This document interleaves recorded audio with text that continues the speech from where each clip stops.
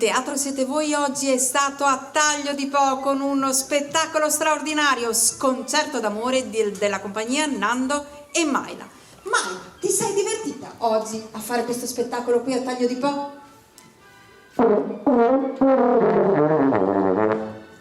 Chissà che risposta è. Nando, senti, preferisci suonare o saltare o cantare?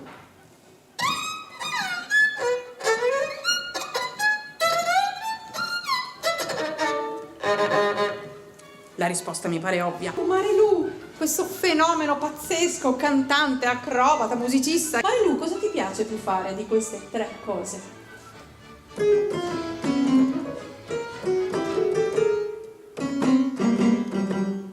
Bugia?